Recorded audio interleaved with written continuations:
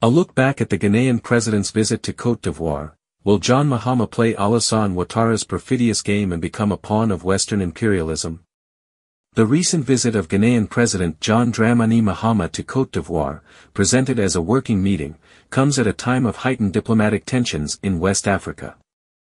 For months, the Economic Community of West African States, ECOWAS, has been rocked by a major crisis, marked by the withdrawal of Burkina Faso, Mali, and Niger, now united under the Alliance of Sahel States, AES. Alassane Ouattara seized this opportunity to ask his Ghanaian counterpart to act as a mediator, and convince these three countries to return to the regional organization. However, this mission assigned to John Mahama raises serious questions. Is it genuinely meant to foster reconciliation, or is it a political trap designed to discredit the Ghanaian president in the eyes of AES states? More importantly, can the tyrant Ouattara, who has clung to power through unconstitutional means, truly lecture others on democracy and regional integration? The real issue at stake is whether Mahama will allow himself to be manipulated to the point of becoming a pawn, serving Western imperialist interests, which continue to control West Africa, through puppets like the Ivorian despot. During this official visit, the Ghanaian president was not received by Alassane Ouattara himself but by his vice president, Timoko Mele Kone, a clear sign of Alassane Ouattara's disregard for his Ghanaian counterpart. Officially, the meeting between the two leaders aimed to strengthen bilateral cooperation. However, Alassane Ouattara took advantage of the occasion to entrust Mr. Mahama with a much broader mission: convincing Sahelian states to rejoin ECOWAS. We have just discussed at length the security situation in our region, which remains very worrying, as well as the socio-political situation in certain Sahel countries. We noted the need to provide assistance to these sister countries to enable them to meet their humanitarian and security needs.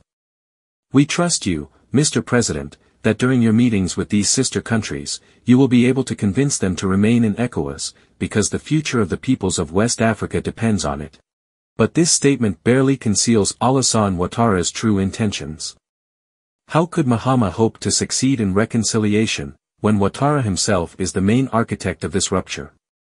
Alassane Ouattara is today the oldest ECOWAS head of state, due to his advanced age and prolonged tenure in power. Yet paradoxically, he is the least wise, a true reactionary who makes impulsive decisions without consultation or strategic vision. Indeed, it was Ouattara who orchestrated economic, military, and political sanctions against Mali, Burkina Faso, and Niger, under the pretext of opposing military regimes in these countries. However, these sanctions have no legal basis in ECOWAS protocols and have only served to widen an irreparable rift between the organization and these sovereign states. By imposing economic embargoes, border closures, and trade restrictions, Ouattara and his allies pushed the Sahel states to slam the door on ECOWAS and seek alternative strategic alliances, notably with Russia and other emerging partners. In essence, Ouattara himself is responsible for ECOWAS's collapse. Can his calls for reconciliation be taken seriously? Or is he simply posing as a peacemaker while secretly ensuring that all rapprochement efforts fail? John Mahama has been given a mission doomed to fail. Sending a former Ghanaian president to negotiate with military regimes that view ECOWAS as a hostile organization, manipulated by France, is nothing short of delusional. Moreover, this mission could harm Mahama's credibility among Sahelian leaders. By aligning himself with an initiative supported by the Ivorian tyrant, is he not at risk of being perceived as an emissary of the oppressors? Even more, this mediation attempt could alienate segments of Ghanaian public opinion, which remains wary of regional power plays and foreign interventions. In other words, Mahama risks being used by Ouattara, who may later mock his failure to further discredit him politically.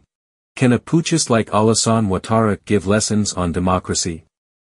Alassane Ouattara relentlessly criticizes the military regimes of Mali, Burkina Faso, and Niger, accusing them of seizing power through coups. But can he really lecture them on governance? In 2020, he violated Côte d'Ivoire's constitution to seek an illegal third term.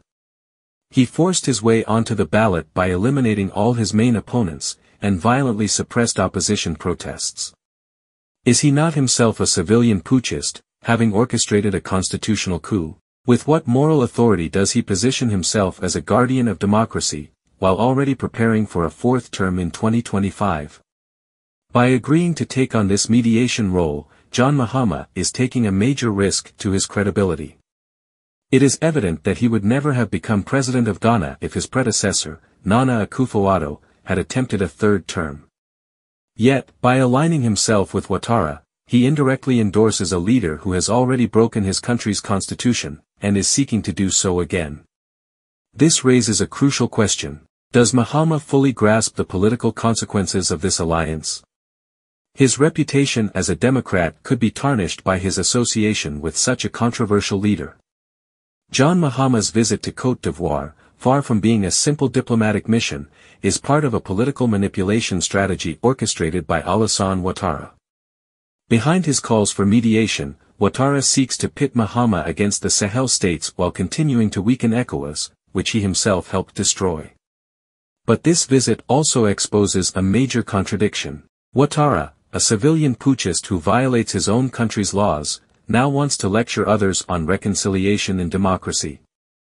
By aligning himself with such a contested leader, John Mahama risks making a grave political mistake. Time will tell whether he can avoid this trap, or if he will simply become a pawn in Ouattara's treacherous game, and a tool of Western imperialist interests. Chris Yapi does not lie. Find Chris Yapi on his 2 YouTube channels, his Rumble channel, his TikTok, X, Instagram, VK and Threads accounts.